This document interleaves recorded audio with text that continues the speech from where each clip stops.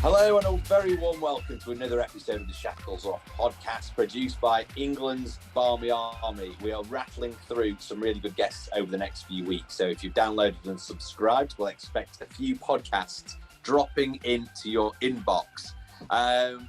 Jack Brooks, Chris Millard with me, and we've got another great guest. And we're not going to try and pretend on this intro that actually we've already recorded the interview and we're putting it out this week. And England have just flown to South Africa this week, and we've recorded it before England had flown out to for that ODI series. And it's Sam Billings, and Sam Billings is, well, an incredible servant for England. He's still under 30 years old. Seems remarkable. Seems to have been around forever.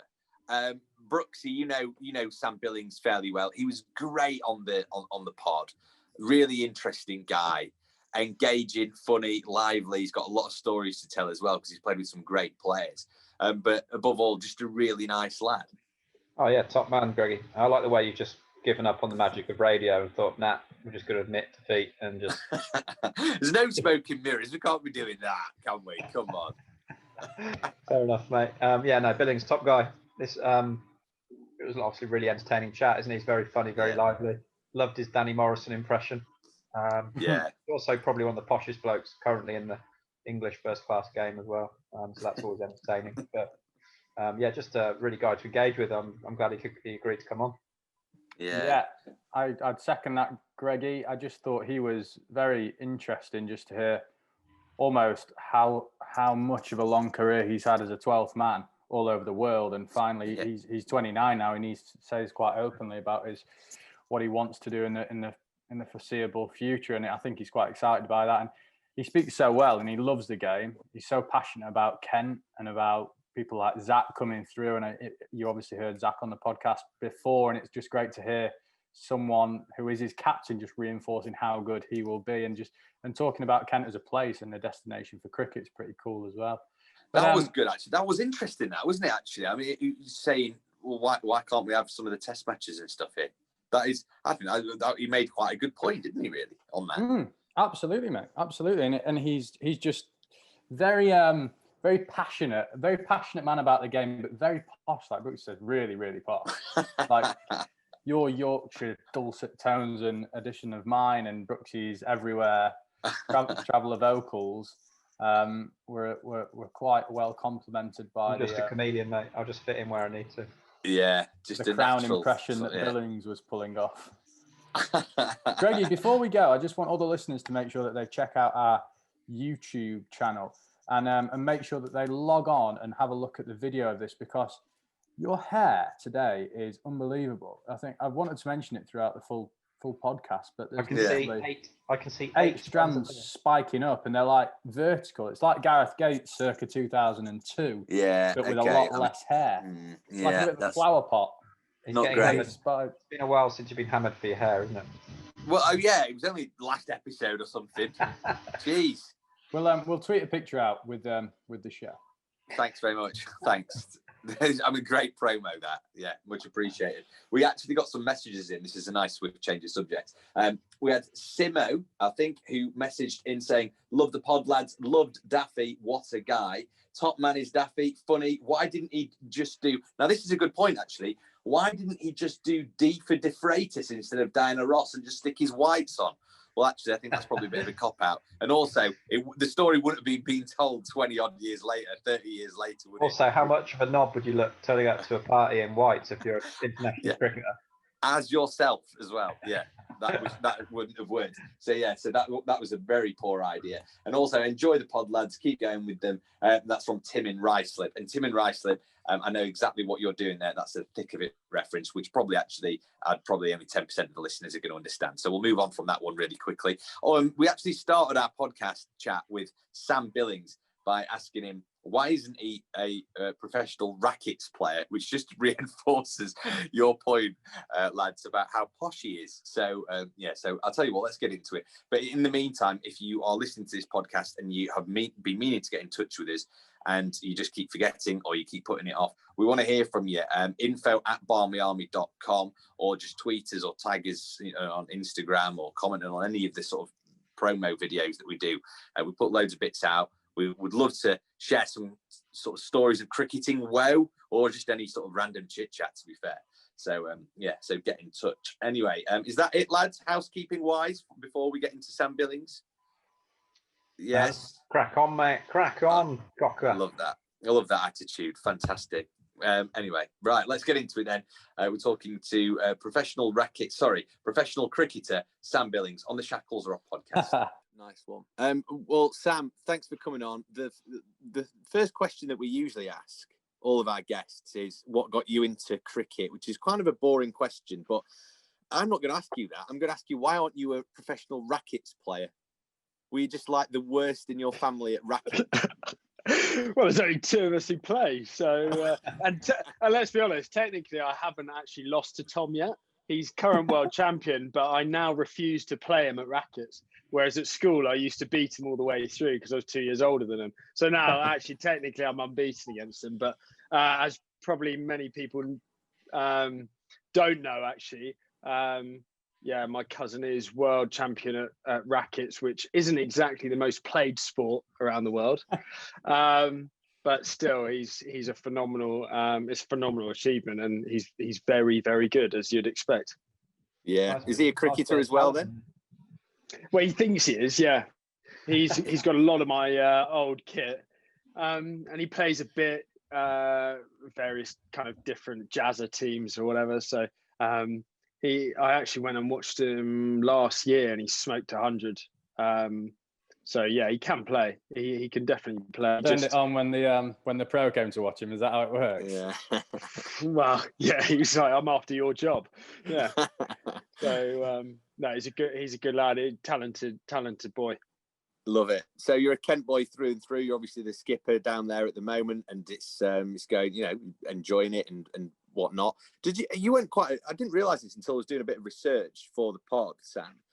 Is that you actually didn't think that you were going to be good enough? You kind of went to university and you thought you were miles off it, and you ended up at Loughborough, and it was only there that you actually worked on your game to get yourself to a professional kind of standard, wasn't it?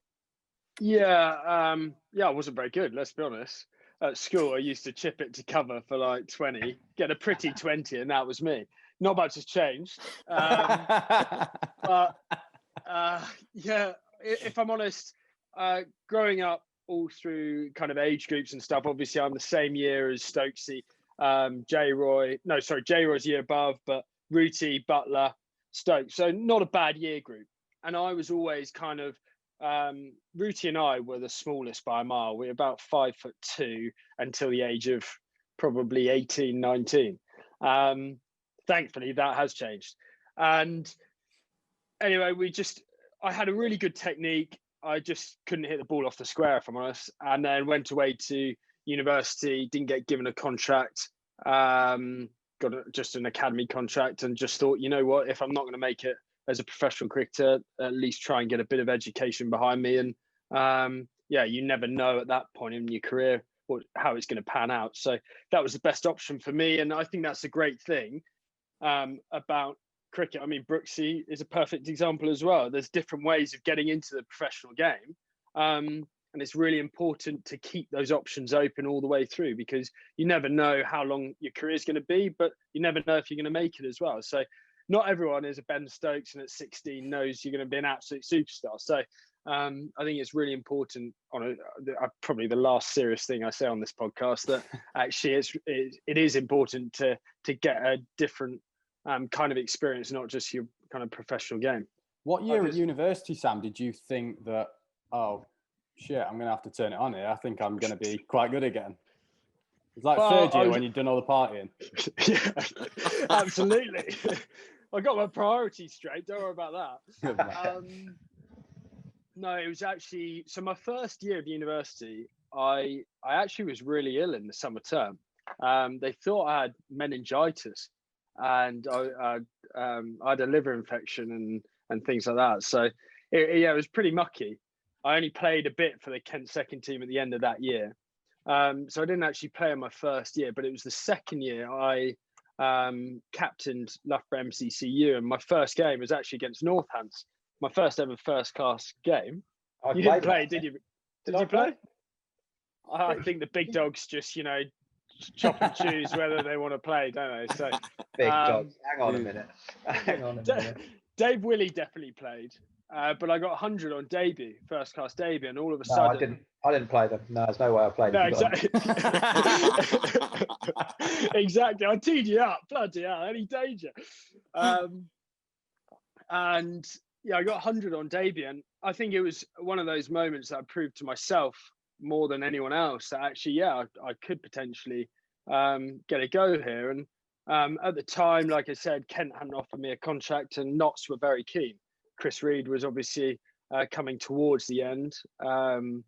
And yeah, I was very close to leaving Kent at that point, actually, and going to Notts. And thankfully, I kind of stuck in there, and Kent gave me a contract at the end of that year. And quite a good story from Loughborough, actually, that got a call from Paul Farbrace. Martin van Jaarsveld had broken his finger. So, Sam, you're in the squad for Friday. It's 2020 at Cardiff. First game, well done. Really well deserved. You're going to play. I'm bad at 7. Awesome. Thanks a lot. Didn't tell him I had an exam that day. So at 2:00. So there was no way, something had to give. So I called my dad up. I go, Dad, bit of a conundrum. I've got an exam at 2:00, but the game starts at 4:00 in Cardiff. And I've been called up, Farbs or whatever. Dad said, okay, well, I'll see you at Cardiff then. Put the phone down. That was it. Got 0% in the exam. It was absolutely fine. Didn't turn up. But yeah, the rest is history, as they say. Well, that just puts pay to your going to uni for education, mate, when reality was you're just going for a bit of student union piss up at Loughborough and a bit of cricket. Life experience. Well, you're getting definite life experience. They took it seriously at Loughborough. Was Graham Dilly your coach? Graham, Dill was my coach, and he had a huge influence on me. There's no doubt about that. He worked. I think he selected a few that he really kind of got behind and thought, you know what, I'm going to push this bloke so he can kind of crack on and he can really give him the best chance possible. So I owe him a lot, actually, at that point.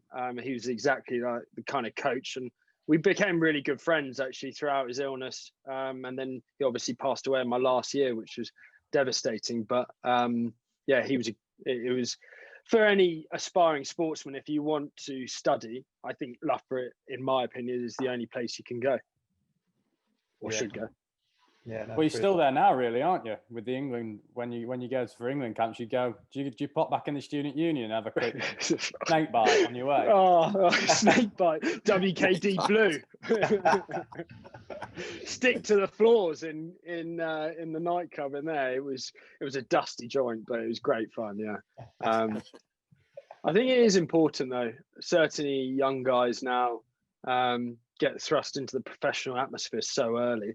Can take it too seriously too early with that kind of stuff. So it was great. It was a great time. Amazing 3 years. Love that. So, just talking about young players now, Zach Crawley, colleague at Kent, friend of the podcast as well. He's done great, hasn't he? It's unbelievable to think, what is he, 22, 23? And I mean, in the summer, that double 45. ton. Yeah, I mean, he just seems so much older, doesn't he? And he got me with a great joke on one of our previous podcasts as well. But that's you must have been watching on really fondly when he scored his double ton in the summer. Yeah, great summer is the understatement of the century, isn't it? There was something going around on Twitter that Rob Key is chairman of the Zach Crawley Appreciation Group. I'm definitely president. And look, I'm maybe surprised that he obviously got a double 100 that early on in his career against that attack, but I'm not surprised how well he's done consistently. It's a credit to him, the hard work he's put in. And I mean, we've been saying this down at Kent 4 or 5 years, what a special talent he is. And I think that the thing that sets me apart, we do joke he is 45 mentally. I mean, he wears some terrible clobber as well, which thankfully he's started to work on, which is great. But he was always, it's his mindset, which is brilliant. And you see that in all the awesome kind of players around the world. It's just the mindset of the bloke is that he just wants to be the best he can be at cricket, and he will give himself the best chance. And he's done that from a very young age. And yeah, I'm really, really pleased for him. I think I don't want to pile the pressure on too much, but he has got every attribute. The world's his oyster, really. He can do what he wants in all formats of the game as well. He's not just a red ball cricketer. He's phenomenal. So captaincy as well, down the line, there is no doubt that he's got leadership potential as well. And I'm sure you guys could kind of see that in the way he comes across. He doesn't take himself too seriously. He does think about the game. He thinks about other people, and has a lot of very, very good attributes, like I said.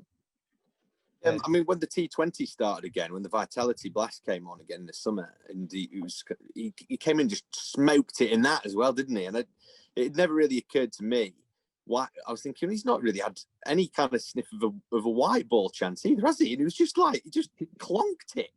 Clonked it, is that a technical term?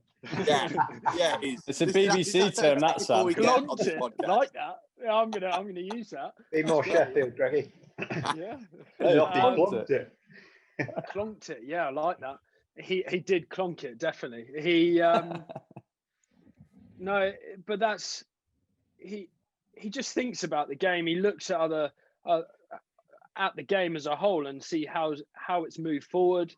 He's always looking at, for instance, they're going to India. So even this last couple of weeks, training wise, a huge focus has been on spin and game plans, and he's always thinking forward. And that's with T20 as well. We had over lockdown lots of chats as a group on Zoom, of course, about 2020, how we want to play our cricket. And he was a huge part of that.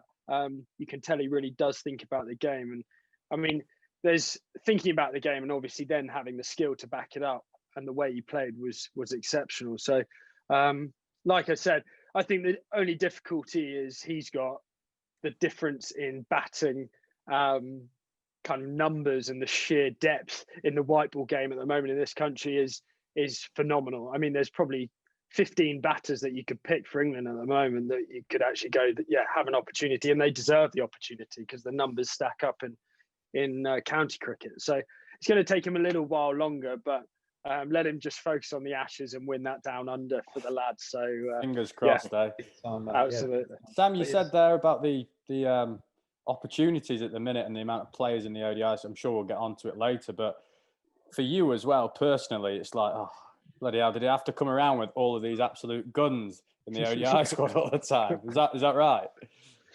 A little bit. I think this year has obviously been a breakthrough summer for myself. I've been around the group a long time, 5 years now, and I think, the last time I played consecutive ODIs before the summer was like 3 years ago, and then before that it was my first series in 2015. So it's been a consistent. I've been on the fringes, a game here or there for a consistent period of time, and again, it's just getting that opportunity and really grasping it with both hands that I probably haven't done in the past. So for me, it was great to show my capability this year. And like I said, back it up performance after performance, because I mean, look at my stats from a county cricket point of view. There's not much more I can do in the white ball game in terms of backing up my numbers throughout that. So there's just a group of us that, like I said, you've just got to earn that opportunity and take it and grasp it with both hands, because yeah. Go on. Sorry. I was going to say 100 against the Aussies helps with that, doesn't it, Sam? You know, that gets a few people on side, particularly the Barmy Army. Absolutely. Yeah, absolutely. And it was one of those moments, I'll be honest, that last year was, without doubt, Brooksy knows, with injuries, my whole perspective has changed really from players being injured. I hadn't had a serious injury before. And then obviously missing a home World Cup where we won. It was a pretty dark year, if I'm honest, for myself. So what was pleasing about this summer was that actually all the hard work that I put in over the last kind of year or so to really get myself back on the park and improve over that kind of period of time has all been worth it. And look, there's not much, no one can take that away from me. 100 against the Aussies now. albeit in a losing cause. But that's what you dream of as a young kid growing up. You want to score runs against them more than anyone else. So yeah, it was great. You've proved you can do it now, mate, and so you've been around long enough. You're still young enough to get to the next World Cup, and you keep yourself fit and young, don't you? So absolutely, Brooksy. Don't worry about that. Future's bright for the Bilbo, isn't it? Absolutely. That's the aim anyway. We've got 2 2020 World Cups coming up in the next kind of year and a half. Obviously the Ashes, with all these COVID restrictions, there's going to be bigger squads, more opportunities. And look, it's up to me. I think the ball's in my court for the first time ever that I can really use my opportunities to my advantage. And if I know that if I play well, I offer a hell of a lot to any team that I play in. So that's the plan moving forward. Just got to stay on the park and don't do any silly dives and pop my shoulder again. Yeah, it's enough, mate. Get behind the stumps again. It's overrated. Fielding's overrated, mate. But you offer a lot off field as well. You're a good bloke. We've toured together before, haven't we? And I know how good you are around the boys. You're a very popular member of the squad too. No doubt. That's the nicest thing you've ever said to me. I appreciate that. Brooksy's just called you Bilbo then, which is fine, fair enough. And I want to talk about nicknames in a second. The Bilbo. It's the Bilbo. The Bilbo. The right. Bilbo. Okay. I mean, there's a story there, isn't there? I also want to get your thoughts. I know Michael Vaughan calls you Prince Harry, right? And I'm not sure if you like that or not. You don't seem that bothered, but I'm just sort of throwing it out there to you. As long as you're married to Meghan Markle. Yeah. What? How can you whinge at Prince Harry? Exactly. I'm taking that. He's royalty and he's married to Meghan Markle. I'm very happy with that. As long as you're not defecting to the USA and playing for them in the next World Cup, we're not bothered. We're all right. Imagine that. Absolutely. No chance. So what's the story behind the Bilbo then? What's this all about? No, Bilbo has come from. Obviously, I was 5'2" till about the age of 18, and so it's just I was a tiny little hobbit, annoying little hobbit. So it's unfortunately stuck, and now I'm just under 6 foot. I'd like to claim 6 foot, but I can't. Wikipedia says. Yeah, exactly. Is he really 5'10"? No chance. 6 foot, taller than that. Easily. So that's pretty much the Bilbo, and it's just stuck, unfortunately. Fair enough. You've given up a bit of franchise cricket as well. You kind of made a decision. Was it about a year ago? You just said, right, I'm not playing any for the next year. And obviously you didn't foresee the sort of strange circumstances around sort of the IPL and all that kind of thing as well. I suppose it made sense at the time. But in hindsight, I mean, you've had a great summer. So that's probably looking like a good decision, that, isn't it now? Yeah, so the thinking behind that was simply because of my shoulder. Missed a lot of cricket, and even the last few years, as I said earlier, that I've only played kind of sporadically for England. I don't want to go to a competition at the age of 29 now and sit on the bench consistently. I've got to play cricket consistently to improve. I haven't actually played that much cricket. Dan Lawrence is 6 years younger than me, and he's played more first-class cricket than me. So it's really interesting that people think I've been around a long time, but haven't actually played that much. I'm probably a 26-year-old in terms of cricket. I've done a lot of 12th man. I'm very good at mixing drinks, making tea, all of that stuff. But it comes a time where I've just got to be playing, and I'm a better player than just sitting on the bench and doing that. So that was the thinking behind it. Obviously, no one knew what was going on.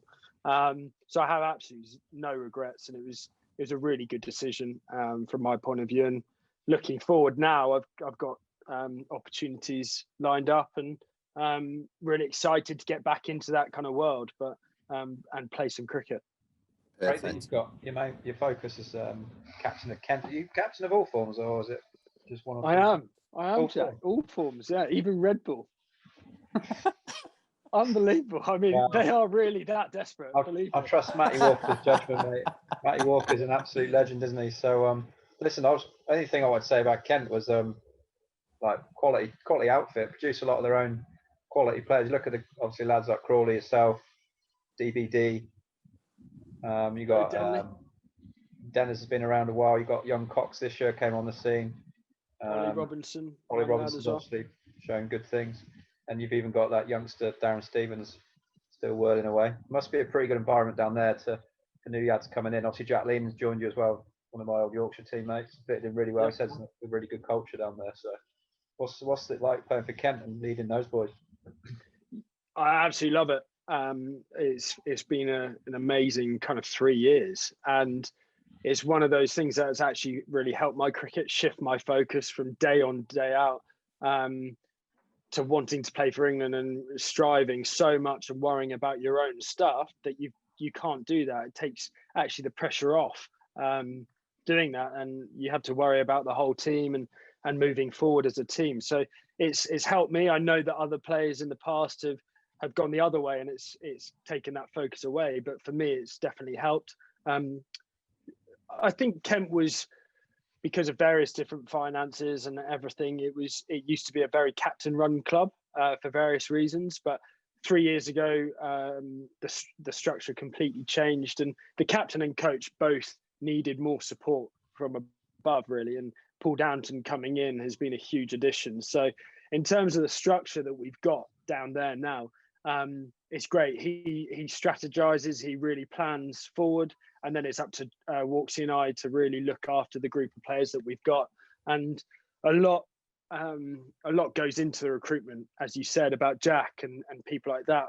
We're never going to be a county that can buy in 5-6 players in a winter and go into a bidding war. We have to be really selective about who we go after, and also where we can maybe offer more than those really big clubs with big squads is actually an environment that we want people to come and be a really fundamental part of it, and add a lot to that environment and give people opportunity in all formats of the game. And I mean, look, we're seeded 3 in the championship now, which has been a long way since we were in Div 2. Before, when we got promoted. Before that, I'd never played Division 1 cricket.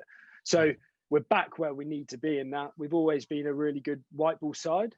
We just need to translate that into winning trophies now. So what we built, like you said, building our own players as well from the academy, we have to do that. We have to invest in our own and give people opportunities. And my job as captain is to try and provide an environment to make that seamless. And ultimately, we want to produce England players. We went through a period where that wasn't the case. Everyone was worrying about playing in Division 1 and playing for these test match grounds. Well, actually, we've got Joe, myself, and Zach now all playing in the England team, and it means absolutely nothing.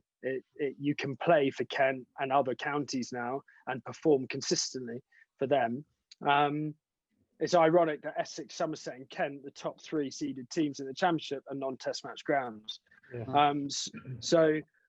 So that's really pleasing from our point of view, is that we're actually now a place that we can say, look, our boys are playing for England. There's no reason why you guys can't come here, really make a name for yourself. And someone like a Jack Leaning, I always felt that playing for Yorkshire, he actually had a really good couple of years in all formats for you guys, and was always that first guy out when all the international boys came back. And I felt really kind of sorry for him. But now we're trying to make him refine that form. And again, who knows? He can get on a Lions trip, potentially, if he performs well. Other guys, Ollie Robinson, Matt Milnes, 2 guys on the Lions.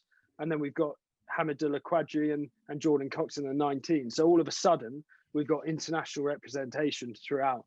And that's really pleasing for me. And it makes my job a lot easier that we've got guys who really want to strive for that.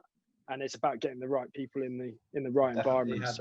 You've definitely got some shrewd signers, like you said, like Milnesy and Harry Podmore before him, like good performers who weren't probably playing enough for their initial teams. What's one thing I want to know, knowing how I do, what's your captaincy style like? What are you like behind the scenes in the traps? Like, if you have a bad day, you come back and start kicking things around and go, oh, bloody hell, boys. Oh, bloody hell. What was that?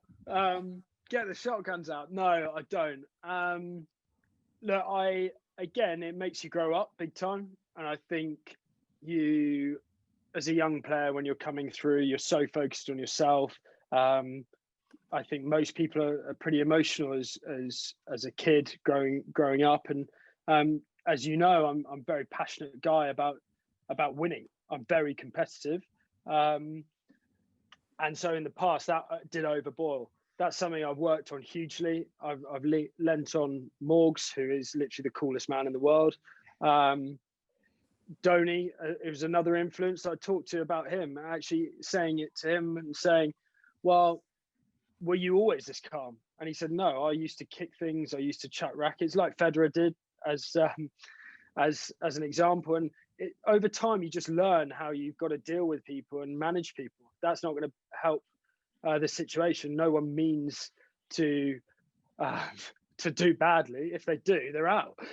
So it's kind of it's something that has really helped me develop as a person as well as a captain, and something that is very enjoyable. The challenge that I'm very aware that I still need to work on different things, and that was definitely one thing initially that I had to kind of address. Not many better to learn from those two either, are they? Yeah, sorry, shameless pick name drops. Yeah, massive. Pick them up, mate. Yeah, exactly. You're a close personal friend of Federer as well. Yeah, fed to me. Sam, one of my questions for you about your current Kent team is probably arguably the most integral part of your team. Darren Stevens, how many years are you going to get out of him? Yeah, how many years has he got left in the tank? 50. Get him to 50. Love the man. One thing I've learned, and I think everyone's learned, is not to write that bloke off. Mentally, he still thinks he's 23. That's genuine. Him and Zach have basically swapped roles essentially. So no, it's amazing to have that love of the game still burning as much as it does, and for him to turn up to training every single day, and then go straight to the golf course as well. Not many 44-year-olds can do that. So it's an inspiration really to anyone. Actually, age is just a number, and he keeps performing. So we are in the performance business. At the end of the day, if someone's performing positively, you should be rewarded for that. If you're not, then obviously there's repercussions to that. And as you get older throughout your career, unfortunately, time does become less. You get less of a chance to kind of have a bad run. But look, he keeps performing. Whenever we said last year that there wasn't a contract on the table, and he goes, right, well, I'm going to show you. And then all of a sudden, sorry, that was last year, yeah, against Yorkshire. Got 5 for a double 100. Cheers. I mean, yeah, so we did it tactically, of course, to get a few performances out of him. But management, exactly. So look, you can't write him off. It's great that he keeps on doing it, and long may it continue. Look, I'd much rather have him on my side than face him. That is for sure. Because comfortably, mate. I'm the opposition, and I know you just smoke him everywhere, don't you? Well, no, I don't, mate. Some of our batters, and I know a lot of county batters, a lot of them have budgies back because no one knows how to play them. They don't know what to do. Like some really experienced players with very good careers behind them still have no idea what they're doing against them. Brooksy, have you got 10 years left? No, you got 8 years left. I might not live for another 10 years, let alone play cricket. Yeah, I mean, obviously Steve-O is for me a bit of an inspiration, and like age shouldn't be a number on performance. I get quite annoyed when people lose their jobs, or especially in sport as you get older, when especially now when lots of cricket is a lot fitter than you used to be. Like he's what, 44? Yeah, probably. It's going to be 45 this year. Unbelievable. But he's probably I don't know how fit you would say he is, but he's probably as a man of mid-30s or so, maybe. Absolutely, and he looks after himself. I'd be very honest with that. Yeah, he is old school. He likes a beer at the end of the day if we've had a good day. But yeah, he does churn on the bike, and I was doing hill runs with him when we're allowed back to training. And I mean, yeah, he wants to keep going. I think as soon as you wake up and you don't have that drive to do that kind of stuff, that's when it's time to pack it in. And look, he's still performing. So long may it continue. And he wants to win something. He said that pretty openly at Kent and be around that group. And he's been around a very long time, and he knows that we're not far away. So yeah, hopefully we can do it for the big lad. Love it. I love that. Now, here's a bit of a question for you, Sam. So I'm going to put you on the spot, right? Absolutely. Go for it. I was having a look, doing some research, as I've already mentioned, right, on you earlier. I'll go on ESPN Cricket. Justifying his job again. And justifying my place here, right? That's all we're doing. Correct.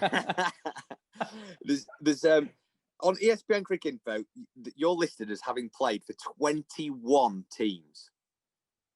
21. Loyal. Look at the loyalty, lads. He's a one club man. County. One county man. Do you reckon that you can name all of them or not? There's a couple of stinkers in there as well, by the way. Absolute stinkers. Oh my God. I'll give it a go. But... Go on, have a go. And if you are listening along to this podcast at home or watching along on YouTube, you can, well, if you're watching, it's very funny because you're going to watch Sam squirm. So very, very amusing. But yeah, go on, Sam. Go on. So try and list some obvious ones. So would that have like Kent Academy on there, won't it? Yeah, so it's got Kent second 11, Kent. So I'll tell you what, we'll won't count some of those. It's about 20 probably, isn't it? Some of the rascal ones, I want you to see if you can chuck some of those out. So I've got some in mind. The Lagos Leopards aren't in there. Right, the Northern Warriors, T10. Yeah, that's in there. The Delhi Daredevils. What was that other one? The other T10 team I played for. What was that other one? Loyal. Yeah, you got the one before. No, it was 2 years ago. Yeah, actually, yeah. Don't put this out. Are you thinking of the Bangla Tigers? Bengal Tigers. There we go. I saw the orange helmet. I actually captained them as well. That's terrible. Oh wow. Right, Chennai Super Kings, Kent. Yeah. Sydney Sixers. Yeah. Sydney Thunder. Haven't played for them yet, but I'm going to.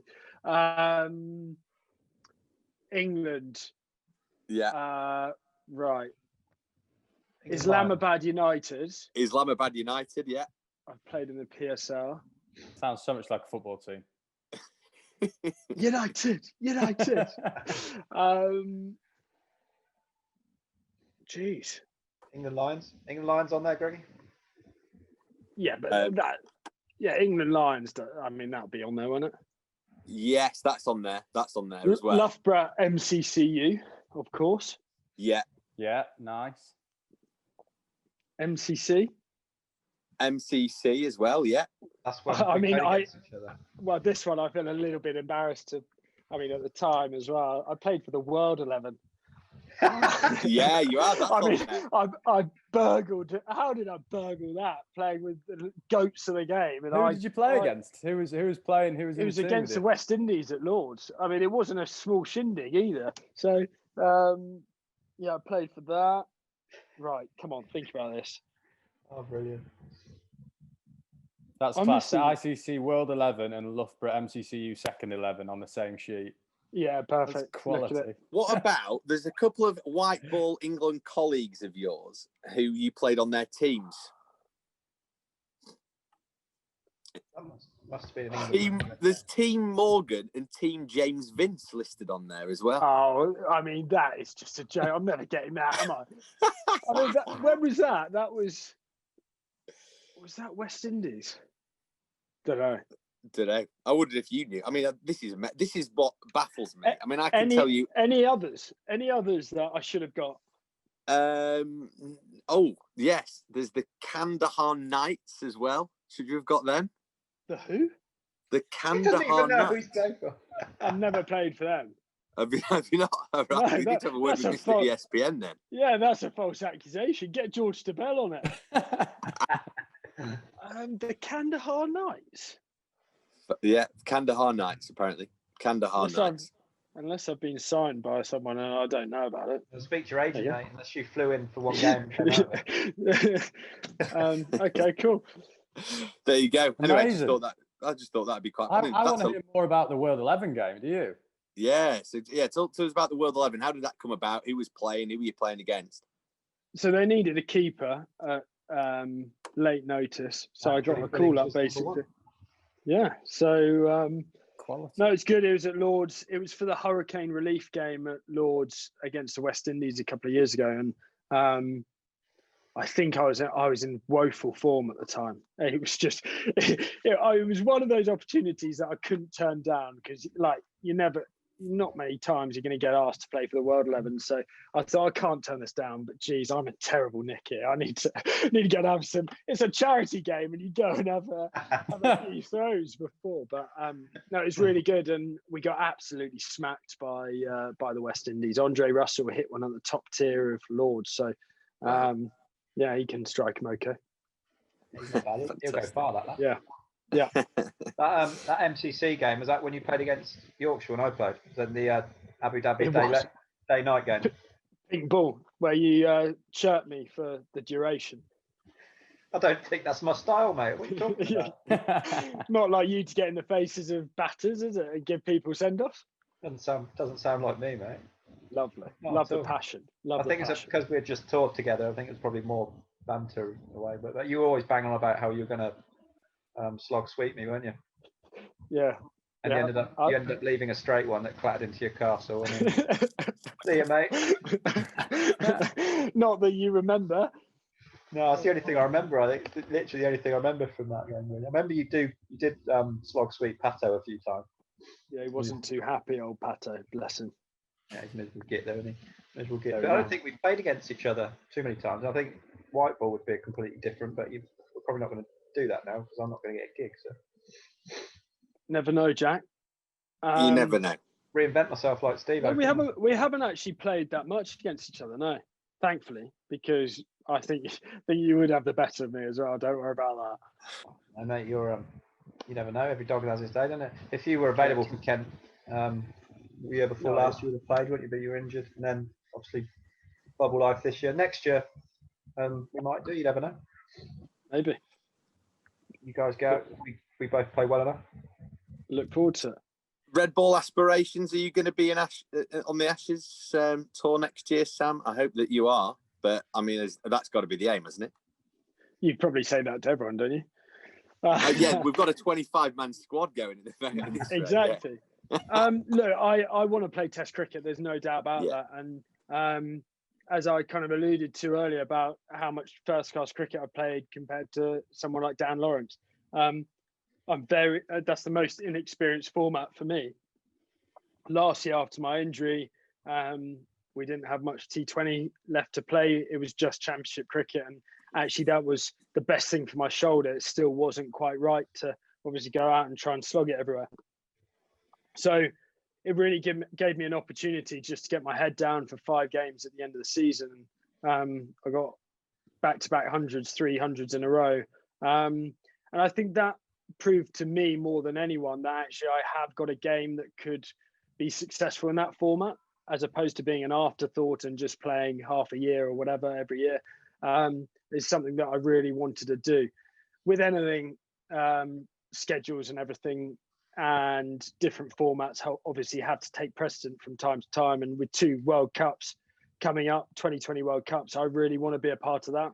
And that's my focus at the moment. That's not to say I'm not going to neglect championship cricket, but just at this point in time, I'm far closer to obviously playing in those teams and in those World Cups and say potentially an Ashes tour. It's not to say if I go and smack it again next summer, maybe I can get on as a bit of a wild card pick at the end of sneak onto the squad, onto the plane, and who knows? But look, it's something I definitely want to do. It's just finding the time to obviously give yourself the best chance to develop. But yeah, I showed against obviously Yorkshire, one of the best counties historically. Those 300s for me really kind of gave me a boost for that format of the game as well. Over the big games, mate. Yeah, well, but it's nice. Like I've been kind of shoved into a bit of a kind of cubby hole just to say, right, he's kind of a lower order slogger and a keeper kind of and a fielder. Actually, I'm far more than that. I can kind of bat anywhere in white ball cricket, and yes, I have got a technique that can be successful at red ball cricket as well. Yeah, so it was good to just get confidence in that game as well, really. Having said that, you're off to slog a few next week, aren't you, to South Africa? Well, I'll try anyway. Yeah, it won't be through lack of trying, Jack. But that's it, isn't it? Like this winter, I'm going to obviously focus on white ball cricket because they're the opportunities ahead. And it's great that England have got such depth now across all the formats that actually there's not that much crossover. There's only a few, probably Rooty, Stokesy, Joff. Obviously, the bowlers are slightly different, but batters, Joss. Apart from that, it's pretty much an even split. Yeah, absolutely. And now, before we finish, Cos, I've had a little bit of an informant. I heard you're good at a particular impression. No, absolutely no chance. No, terrible.